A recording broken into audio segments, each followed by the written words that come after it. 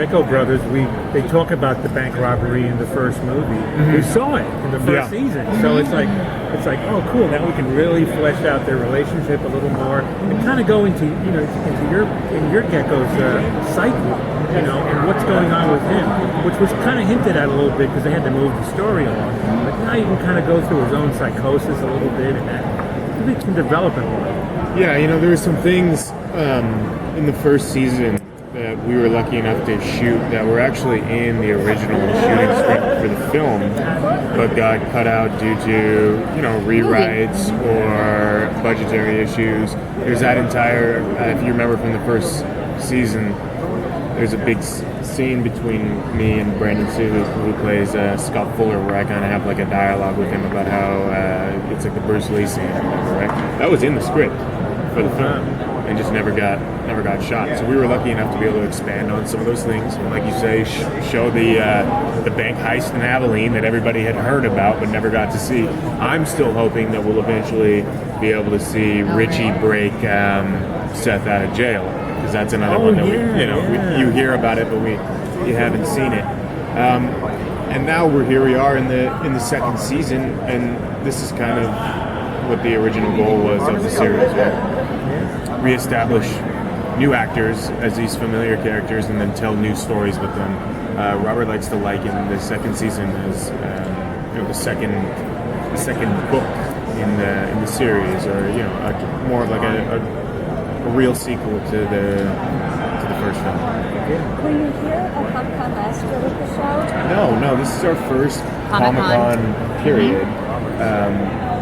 The way that the timing of the show has always worked out, like for season 1, we debuted in March of 2014 at South by Southwest, and then San Diego would have been in July, and we'd already aired the first season, hadn't started shooting the second one, it's our first panel. We missed it, and then this year we did ATX TV Festival in Austin, and when we found out we were coming here, we were just so happy because a lot of times you don't get to come when you're about halfway through the airing of the season. So it's cool to come here, get people psyched for episodes 8, 9, and 10, and then hopefully, internationally also hear about it. Hopefully people will want to, see more of the show. So. I mean, I'm rewatching it on Netflix. I think it's awesome. That's amazing to have that also. Yeah, I mean, at the end of the day, Robert's such a creative soul, and people really like to be part of what he does, and that's what I feel that has happened with Dusk. When we came on board with Dusk, it was kind of like you guys gonna go work with Robert Rodriguez. There's not a specific plan, and we were like, who needs a specific plan? Like, let's do this, And so we were just.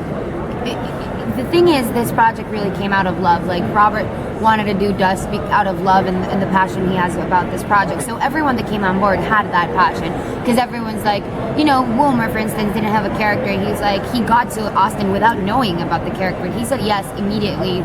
It's those things, passion. So that whole team got put together, and I think like us being part of Netflix also as an original series is part of that. People just really enjoy being around Robert, love what he does, his storytelling, and everyone wants to be part of it, and we're so blessed that we're one of the only original series that actually is on cable and is out in the world at the same time. So it's really, for something that just came out of like, let's see what happens, and this getting that far is a blessing for us. Yeah, I mean, I think it could be easy to be cautious, to be afraid to go and work on a original series on a startup network, right? Yeah, sure. If there's no real track record, or you don't really know how it's going to turn out. But with Robert being attached and knowing that he was going to direct it, and he was casting it, he's had the final say over everything. It didn't really feel like an experiment as far as like, oh, we're going to go do a show on a new network. It just felt like you're going to go do a project with Robert. It'll find its home, and people will see it because of the passion that people have for his work. So there's always that question like, oh, were you worried about redoing the show, or were you worried about doing this or having to be on a new? No, because I'm just gonna go work with Robert. Yeah, you just go. Sounds like it was more thrilling than risky. Yeah. It wasn't until we started doing interviews basically that people were like, what? Weren't you worried? We're like, no. I just remember being excited. proud and Yeah. excited and wanting to show up and do my best, you know. So what was it about Robert that you were so excited to, and that you had so much faith in? Just familiarity with his body of work and growing up on his body of work. I mean, I actually didn't see some of his older movies until I was a little bit later in my teens. I mean, the original Dusk Till Dawn came out when I was like 8 years old or something. The film of his actually that I was the most familiar with was The Faculty, because that came out when I was probably 13 or 14, like right in the target. I mean, I've seen The Faculty probably 20 times, and then started to discover other things. I saw Sin City in theaters, and knew that a lot of actors don't really get the opportunity to work with Robert because he's so specific and choosy and doesn't really follow trends necessarily, or just cast people that the rest of the world Hollywood thinks is hot right now or whatever it is.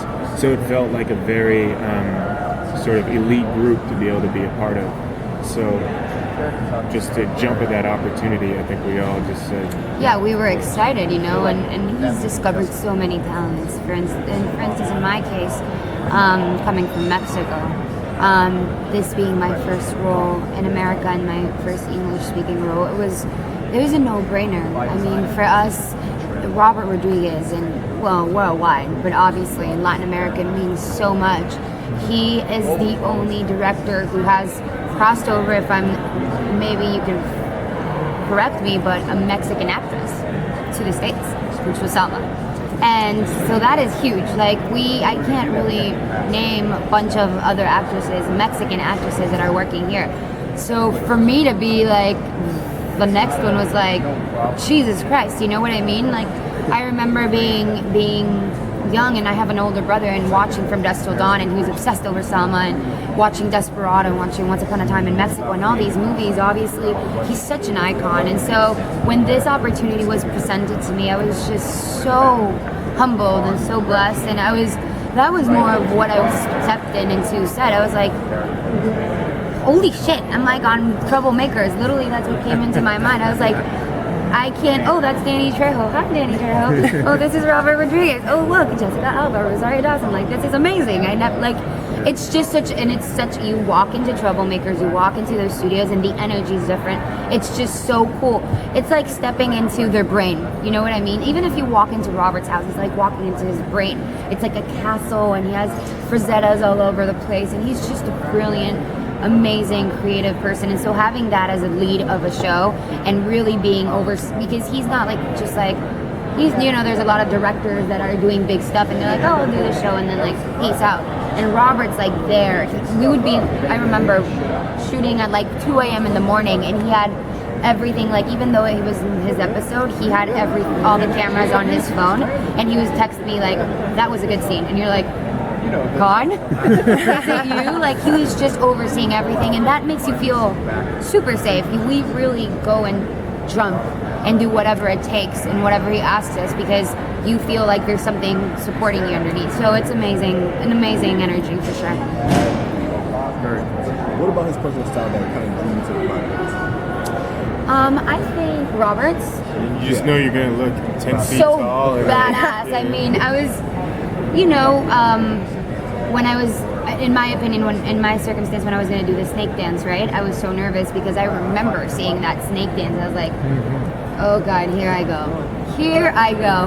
And I was in awe. I was just like, trust me, it didn't look like I look on that, and how it looks on camera. I was like, not like that at all, but the way he shoots you, there's like no way to go wrong with Robert Rodriguez. He's gonna make you look badass all the time. And what I think also in my case as an actress, we don't get so many opportunities to do badass characters as lead females, and it's such a power-driven show, and it gives the same weight to every character, not just the guys but also the girls. Like, the two lead females are very strong. It's a young girl who's like a Christian, very, very innocent, and then there's Santana, who's dark, and it's like night and day. But it's also like they're no victims. They're strong. They're independent women.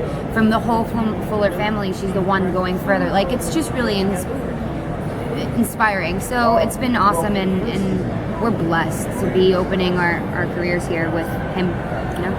as Latino, my grandfather's name was Rodriguez, so I kind of identify with that a little bit. But what's really cool is we're getting a lot of Latino actors through Robert coming in, especially on this series, that are doing something other than just telenovelas, so that we're exposing a whole bunch of people to the United States, and we're the biggest minority in the United States. So Absolutely. I'm very gratified about that. Yeah, I mean, there's few directors that do that, and Robert has been loyal to that movement since he started. And even though he's one of the biggest directors in the world, he's still an independent filmmaker. He loves what he does, and he does whatever his gut tells him to do. He doesn't follow the rules of like Hollywood, like he said. He doesn't do the, oh, this is hot. Like, he doesn't care. He likes his faceta. He'll do, you know, like, he just does his own world, and that gives him respect itself, you know, him and his whole crew of people, like, also like his friends, like the directors he works with, people that he surrounds himself with, are that energy, you know, Quentin, Frank Miller, like, all these people are just these crazy, amazing, creative people, and so that energy is just brilliant, and bringing us into that world is a blessing as a Latina, you know? Yeah, totally. One of the things that I find kind of very interesting is that El Rey Network isn't always available on certain cable providers. For example, I didn't have it on my cable provider, but You have it now? Yes, because DirecTV now has it. Yep. But I had AT&T, and They're doing a good job but expanding season to my season. friend who's in Canada had access to it and was desperate to show me the show, so she sent me copies of it. Yeah, I know. This is yes, quite a long time ago. Yeah, my entire family is in Canada, and so, like Eiza was saying, we're a Netflix original series everywhere. Everywhere except us. So, as soon as we are on El Rey, within 24 hours, the episode is kind of available immediately worldwide. So that's been kind of great for us to kind of have that sort of global visibility. And for, you know, sometimes I feel like you said, people don't even know if they have El Rey or not, but everybody knows whether or not they have Netflix. So they kind of get that access to the show, and we get that sort of feedback. It's interesting because on a lot of TV shows, you can work and it airs in the States, and then maybe a year later they get it overseas, but we have it all the way around. Yeah, and now that it's on Netflix, the whole American audience is now being able to see it if they don't have El Rey. Yeah, I feel like for our second season, people got caught up on the show. If maybe they missed it during the first season on El Rey, and they found it, and they're like, "Oh, this is great!" Now they're demanding El Rey and trying to get it on there. So as soon as we're wrapped on the second season on El Rey, a couple of months after that, it comes in the States, comes in the Netflix original series on the States. But you know, it's pretty awesome that we're not just behind worldwide. We're just here, and it's very important also for us to launch El Rey because it's a network that is going to open the doors to so many directors, and that's the reason why we're not at the same time on Netflix. You know, El Rey has so much potential, and we want people to go to El Rey. Yeah, people need to find it. I mean, it is an amazing, and it's grown in like from the first season to second. Cool yeah, it's huge now. Now you know, And you know, they have so many cool shows. You know, he has the director's chair who anyone in this world should watch. You know, watching director-to-directors speak to each other and ask those amazing questions. And he has everyone. Like, everyone wants to go to Robert because he's such a cool guy. So he has these shows. He has Lucha Underground. He has so many cool stuff. And this network's going to grow. And what I really want to, like, talk about is that he brings new directors, not just new cast.